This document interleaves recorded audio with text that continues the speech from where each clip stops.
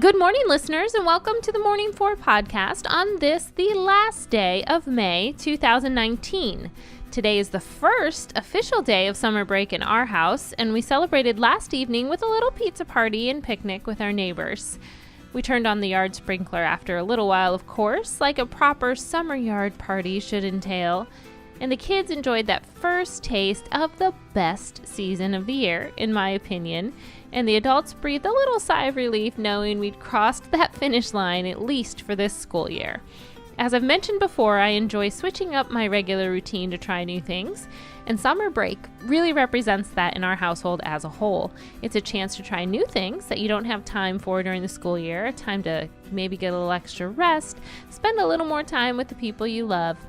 And as this summer soldiers on, expect some new and fun features on this podcast, including some contests and some giveaways.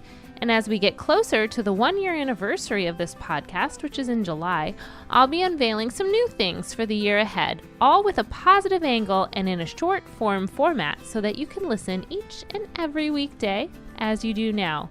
Just switch it up a little, try some new things and some fun ideas, and I hope that it will keep you listening.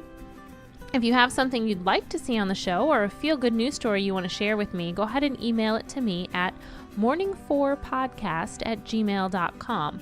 That's morning4, F-O-U-R, podcast@gmail.com. Thanks for listening, and thank you for making me part of your morning routine. So let's get today started with Number 1. Well, if nothing else, I hope that this podcast gives you a reason to indulge every once in a while, particularly since I enjoy sharing food-related holidays with you. Hey, I would not want to miss National Cherry Pie Day, so I don't want you to miss your favorite dessert or special indulgence days either. And today is all about macaroons, and it is National Macaroon Day. The American macaroon, not to be confused with the French macaron, uses shredded coconut, and it was Mrs. Esther Levy who popularized it here in the U.S.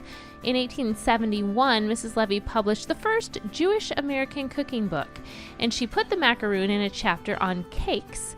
But the bite-sized nature makes it more like a cookie, so I don't know, which team are you on? Team cake, team cookie?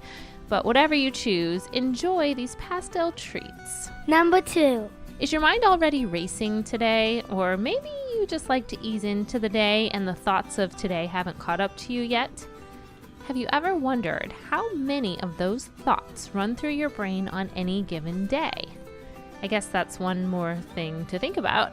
But the answer is that 50,000 to 70,000 thoughts per day run through your mind, and that's 35 to 48 thoughts per minute per person. Now, 95% of those thoughts are repeated daily and reflect the mindset or beliefs we hold.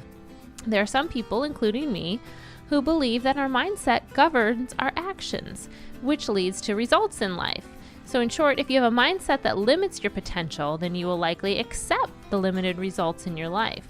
Turning on a positive mindset, boosting that strength, like we do on this show with practice, with positive mindset, with affirmations, is all a step in the right direction. So the more you can turn your mind to positivity and confident thoughts, the more it will manifest in your life over time, 50,000 to 70,000 times in a day. Number 3. Today's feel-good news story is sourced from ABC 33 in Birmingham. An Alabama animal shelter has found a way to teach the next generation about compassion and care for animals. The Greater Birmingham Humane Society started a program for local preschool students that includes having them visit the shelter to hold, groom, and learn more about the animals there. In some cases, the animals actually come to the children at the school as well. The children are taught how to act around the animals, how to show them respect, and they get some wet kisses in return sometimes from the animals. The shelter employees say it's the first time many of the children have ever interacted with animals, and that the program's mission is to instill a love and compassion for the pets and all the animals in the world. Number 4. Let's get this Friday and the weekend that follows off on the right track with today's affirmation. Repeat after me. Life happens in the small details, not just in the big moments.